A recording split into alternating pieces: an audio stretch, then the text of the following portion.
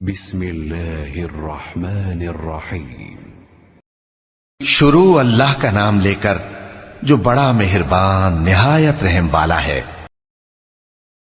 حضور اکرم صلی اللہ علیہ وآلہ وسلم نے ارشاد فرمایا، جس شخص میں یہ تین باتیں ہوں گی وہ ایمان کا مزہ پالے گا۔ ایک یہ کہ وہ شخص جسے اللہ اور اس کا رسول ان کے ماں سوا سے زیادہ عزیز ہوں، اور دوسرے یہ کہ جو کسی بندے سے محض اللہ ہی کے لیے محبت کرے، اور تیسری بات یہ کہ جسے اللہ نے کفر سے نجات دی ہو پھر دوبارہ کفر اختیار کرنے کو وہ ایسا برا سمجھے جیسا آگ میں گر جانے کو برا جانتا ہے۔ صحیح بخاری حدیث نمبر 21۔ حضرت محمد مصطفیٰ صلی اللہ علیہ وآلہ وسلم نے فرمایا، جب جنتی جنت میں اور دوزخی دوزخ میں داخل ہو جائیں گے، اللہ پاک فرمائے گا، جس کے دل میں رائی کے دانے کے برابر بھی ایمان ہو اس کو بھی دوزخ سے نکال لو۔ تب ایسے لوگ دوزخ سے نکال لیے جائیں گے اور وہ جل کر کوئلے کی طرح سیاہ ہو چکے ہوں گے، پھر زندگی کی نہر میں یا بارش کے پانی میں ڈالے جائیں گے۔ اس وقت وہ دانے کی طرح اگائیں گے جس طرح ندی کے کنارے دانے اگاتے ہیں۔ کیا تم نے نہیں دیکھا کہ دانہ زردی مائل پیچ در پیچ نکلتا ہے؟ صحیح بخاری حدیث نمبر 22۔ حضور اکرم صلی اللہ علیہ وآلہ وسلم نے فرمایا، میں ایک وقت سو رہا تھا، میں نے خواب میں دیکھا کہ لوگ میرے سامنے پیش کیے جا رہے ہیں اور وہ کرتے پہنے ہوئے ہیں، کسی کا کرتا سینے تک ہے اور کسی کا اس سے نیچا ہے۔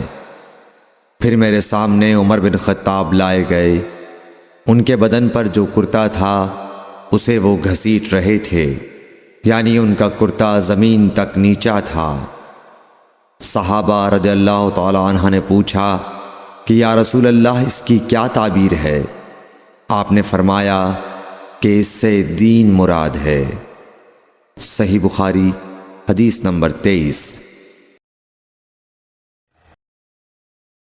ایک مرتبہ رسول کریم صلی اللہ علیہ وسلم ایک انصاری شخص کے پاس سے گزرے، اس حال میں کہ وہ اپنے ایک بھائی سے کہہ رہے تھے کہ تم اتنی شرم کیوں کرتے ہو؟ آپ نے اس انصاری سے فرمایا کہ اس کو اس کے حال پر رہنے دو، کیونکہ حیا بھی ایمان ہی کا ایک حصہ ہے۔ صحیح بخاری حدیث نمبر 24۔ رسول اللہ صلی اللہ علیہ وسلم نے فرمایا، مجھے اللہ کی طرف سے حکم دیا گیا ہے کہ لوگوں سے جنگ کروں اس وقت تک کہ وہ اس بات کا اقرار کر لیں کہ اللہ کے سوا کوئی معبود نہیں ہے، اور یہ کہ محمد صلی اللہ علیہ وسلم اللہ کے سچے رسول ہیں، اور نماز ادا کرنے لگیں اور زکوٰۃ دیں۔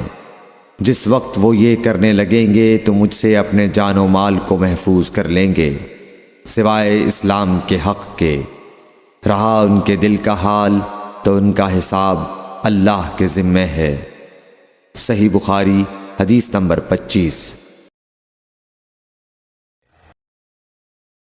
رسول اللہ صلی اللہ علیہ وسلم سے دریافت کیا گیا کہ کون سا عمل سب سے افضل ہے؟ فرمایا، اللہ اور اس کے رسول پر ایمان لانا۔ کہا گیا اس کے بعد کون سا؟ آپ نے فرمایا کہ اللہ کی راہ میں جہاد کرنا۔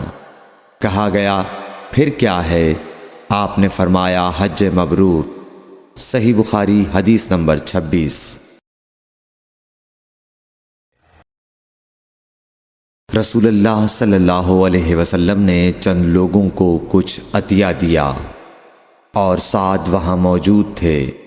وہ کہتے ہیں کہ رسول اللہ صلی اللہ علیہ وسلم نے ان میں سے ایک شخص کو کچھ نہ دیا، حالانکہ وہ ان میں مجھے سب سے زیادہ پسند تھا۔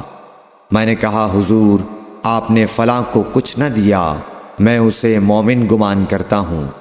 آپ نے فرمایا مومن یا مسلمان؟ میں تھوڑی دیر چپ رہ کر پھر پہلی بات دہرانے لگا۔ حضور صلی اللہ علیہ وسلم نے بھی دوبارہ وہی جواب دیا۔ پھر آپ نے فرمایا کہ اے سعد، باوجود یہ کہ ایک شخص مجھے زیادہ عزیز ہے، پھر بھی میں اسے نظر انداز کر کے کسی اور دوسرے کو اس خوف کی وجہ سے یہ مال دیتا ہوں کہ وہ اپنی کمزوری کی وجہ سے اسلام سے پھر جائے اور اللہ اسے آگ میں اوندھا ڈال دے۔ صحیح بخاری حدیث نمبر 27۔ ایک آدمی نے رسول اللہ صلی اللہ علیہ وسلم سے پوچھا کون سا اسلام بہتر ہے؟ آپ صلی اللہ علیہ وسلم نے فرمایا کہ تو کھانا کھلائے اور ہر شخص کو سلام کرے، خواہ اس کو تو جانتا ہو یا نہ جانتا ہو۔ صحیح بخاری حدیث نمبر 28۔ حضرت صلی اللہ علیہ وسلم نے فرمایا مجھے دوزخ دکھلائی گئی تو اس میں زیادہ تر عورتیں تھیں جو کفر کرتی ہیں۔ کہا گیا حضور کیا وہ اللہ کے ساتھ کفر کرتی ہیں؟ آپ صلی اللہ علیہ وسلم نے فرمایا کہ خاوند کی ناشکری کرتی ہیں اور احسان کی ناشکری کرتی ہیں۔ اگر تم عمر بھر ان میں سے کسی کے ساتھ احسان کرتے رہو، پھر تمہاری طرف سے کبھی کوئی ان کے خیال میں ناگواری کی بات ہو جائے تو فوراً کہہ اٹھے گی کہ میں نے کبھی بھی تجھ سے کوئی بھلائی نہیں دیکھی۔ صحیح بخاری حدیث نمبر 29۔ حضرت صلی اللہ علیہ وآلہ وسلم فرماتے تھے جب دو مسلمان اپنی اپنی تلواریں لے کر بھڑ جائیں تو قاتل اور مقتول دونوں دوزخی ہیں۔ عرض کیا گیا یا رسول اللہ قاتل تو خیر ضرور دوزخی ہونا چاہیے، مقتول کیوں؟ فرمایا وہ بھی اپنے ساتھی کو مار ڈالنے کی حرص رکھتا تھا، موقع پاتا تو وہ اسے ضرور قتل کر دیتا، دل کے عزم صمیم پر وہ دوزخی ہوا۔ صحیح بخاری حدیث نمبر 30۔